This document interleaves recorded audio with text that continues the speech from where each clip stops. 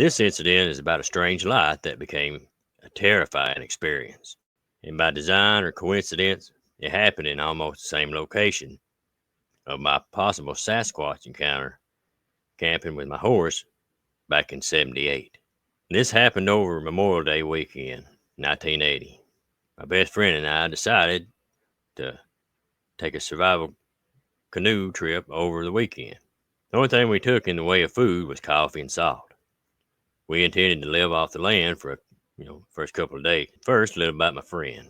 His name was Greg, and he was the black sheep of the family, of intellectual, left-leaning people. He was conservative in his politics. He hunted, trapped, and fished. All activities his family was not enthusiastic about. But the only thing that he had in common with his family was he was an atheist. Although he did not believe in God, he was spiritual in his connection to nature. He absolutely did not believe in anything paranormal. He sort of made the perfect witness to what we saw.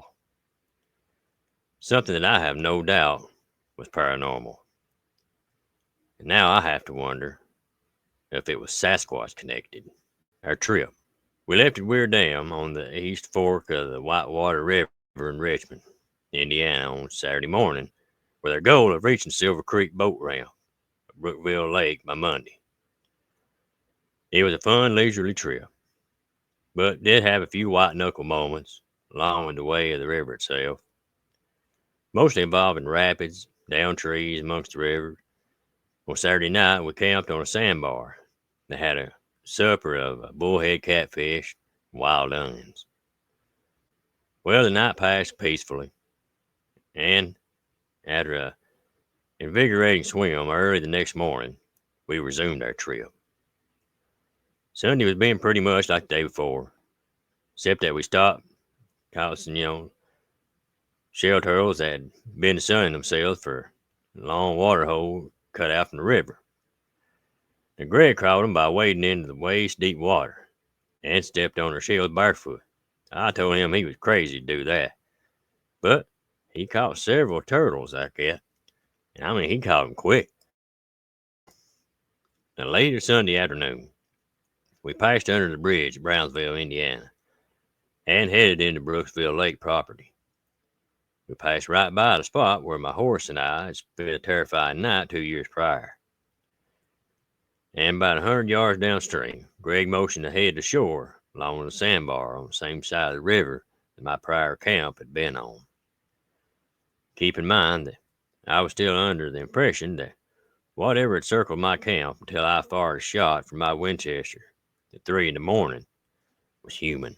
I felt uneasy about the choice of campsites, but I weren't going to voice my concerns or mention my night 2 years earlier. Besides, if I weren't alone and had a human companion, I will mention that we were only armed with belt knives and camp axe, rifles and canoes, and not capable in white water.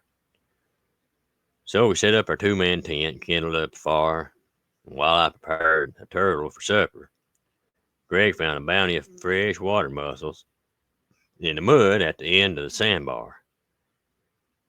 After supper, we let the fire die down and we prepared to, just for an evening of fishing for channel catfish. Now a little about the topography. Across the river from where we were camped, a little creek entered the river. The creek meandered down in the northeast for a while and parallel the river itself, separated by a high bank. Directly across from us, the creek there made a hard right turn in its course and joined the river. Where the creek made its bend, the east bank was high-cut bank, scarred out by years of flooding. All the land across the river, as well as behind the woods, was wooded. I mean, just nothing but woods. Now, I don't know what time it was, but it was full dark. Suddenly, across the river, a good ways off in the scrub woods, we saw a bluish light moving along through the woods. It didn't float, but it moved like somebody walking over uneven ground, maybe carrying something like a Coleman lantern. We watched it as it kind of headed north. and discussed what anybody would be doing over in that thick shrub walking around carrying a lantern. Best we could come up with was maybe somebody was hunting frogs. Presently, the light went out of view, but it still left me with an uneasy feeling. About an hour later, probably, we began to see the faintest glow of light coming from upstream in the creek channel across the river. Great, I thought. Somebody's going to come right on down to where we was camped. The light steadily grew stronger, and before long got so bright upstream the channel of the creek that we could see the shadows of the tree branches on the far cut sides of the creek. It was an amazingly bright light, and it just kept getting stronger. The light began to cast that was so bright. It was bright enough to see objects on our side of the river. Across the river and the creek, it was so bright that a book probably could have been easily read. And then we saw it. Both Greg and myself, we sat speechless, transfixed on the bend of the creek, waiting for whoever it was to round the bend and reveal herself to us. Then it happened. The light, traveling over the middle of the creek, rounded the bend and stopped. The light stopped as if it was surprised to find us sitting there. I mean, the light. There was no person, no creature, just a brilliant, bluish light. As we stared at it, it suddenly went out. It did not fade out. It went out like somebody turned off a switch. And this left us blind as bats in sudden darkness. But we heard nothing, we saw nothing. After a few long seconds, I whispered in a low voice, "What was that?" Greg answered, just as low as mine, "I don't know." Next thing I heard out of Greg, the atheist, was, "Oh my God." Right about then, I had a strong head on my fishing pole. And after a battle, landed a 17-pound blue cat. And that broke the tension. We didn't mention it again. In fact, we never spoke of it to anybody about it. What was it? I don't know. I've seen swamp gas, foxfire, and they weren't nothing like what we saw. Maybe it was Sasquatch related. I just don't know. What I do know is that I have never stepped foot along the Whitewater River north of the Brooksville Lake since then. 2 terrifying nights. That's enough for me. Oh yeah, apparently an atheist got religion. At least for that night. Oh gosh. I always love stories from Steve. Yeah, yeah. You actually have a little bit of a different tone when you're telling Steve stories. I don't know if you knew that. No, I never really noticed that. Yeah, yeah, I get into Steve's definitely do. stories, man. Yeah, you do. I think everybody does. But appreciate him for sending this in. He said that that last spook light story we did kind of jogged his memory of that one. Oh man. And I would definitely say after landing that 17-pound catfish, that yeah, they're Oh yeah, probably yeah. too tired to think about that. you know, Probably, man. oh Golly, man, I bet that was a fight and I a bet half that was right a there. bear to land. Mm-hmm. Ooh man, Man. But yeah, Steve, what a lot of folks may not know is he's a very worldly guy. I mean, he's an amazing fella, real down to earth, help anybody he can. But like I said, he's been around. He's done pretty much everything you can think of. He's had experience in it, he had done and karate. yeah, uh, Get on that, Steve. I might yeah, know a guy. yeah. Wink, wink, hint, hint. Uh,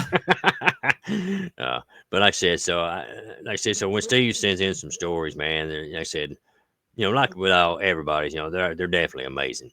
yep, man. Now that I thought it was really interesting how it it kind of faded away. It kind of looked like it was startled that they were there, and then kind of faded away after a Right, moment. yeah. That was very interesting. Yeah. And You that's know, one thing too. Oh, go ahead. no, you go ahead. Oh no, I was just gonna say that's one thing too, about Steve's stories is I've known him long enough, and I've talked to him a lot, and stuff, to know that he's a no BS kind of fella. He's a Yeah, straight shooter. He says what he thinks, and it's straight. So whatever he tells you, you can take it to the bank. unless he's messing around with me. He does mess around then. Oh man, he does love messing with you. That's for sure. Yeah, yeah. Um, oh, so this does kind of remind me of a story I have. We were out fishing, and this was in the middle. This was daytime, and we kept hearing some noises and seeing something, some kind of glare or something that was getting closer and closer. But it turned out to be a guy out in the woods weed eating, out in the Oh man, middle of nowhere at a riverbank. Thought that was really strange. yeah.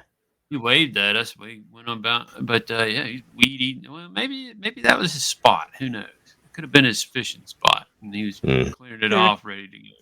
could have Could been, have could have been. been. I just always thought it was But then, strange. it Somebody's is out kind of odd, in the middle of nowhere weed eating, but could have been just something like that. It's very Yeah. possible. But yeah, I just thought that was funny that we were out in the woods, didn't expect to see somebody weed eating, and there it was. you know. Yeah, just randomly, just out of nowhere, there's a Yeah. guy with a weed eater. Yeah, this is in the middle of some woods. Yeah, you may expect to see a hunter or a fisherman or Yeah, something, yeah, yeah. But yeah, we need. but here's a weed eater. Yep, yep, yep. Sure, sure. Yeah. Yeah. Man, Yeah. Just not something you see every day. no, no, no, especially not out in the woods. Yeah. But Oh man, anyway, if you've got a story, your own spooky story, you can send it to spookyappalachia@gmail.com. You could record your own story and send it to us if you got a long one. Send it unlisted on YouTube or just email it straight from your phone. Um, oh, and yeah, you can send it to us at Spooky Appalachia, P.O. Box 569, Radford, Virginia 24143. Or if you want to send us some fan mail, we'll open it up on one of the videos. We enjoy seeing and getting those. But definitely. yeah, Jared, you want to tell them what they can do? Yeah. What you can do is climb up in a chair and jump off and elbow smash that like button. You can uh, then reach over and then choke slam the subscribe button, because it's absolutely free to do that to the subscribe button. And as well as sharing out. Tell all yeah, your friends, your yep, family. Tell all the guys in the woods with weed eaters. definitely, Just, yeah. definitely. Tell They them can to listen subscribe. to us out in the woods while they're weed eating. Yeah, yeah. Just weed eating all the way through the mountains. Yeah. Hopefully they've got what? Did they make electric, solar powered, or something? Solar powered weed eaters? I don't know. Might I'm need sure one. nowadays they probably make battery powered. You never know. Yeah. They got everything nowadays. Yep, yep, yep, yep. But anyways, folks, hope y'all enjoyed it, and don't forget. Stay spooky. Ooh, night, folks.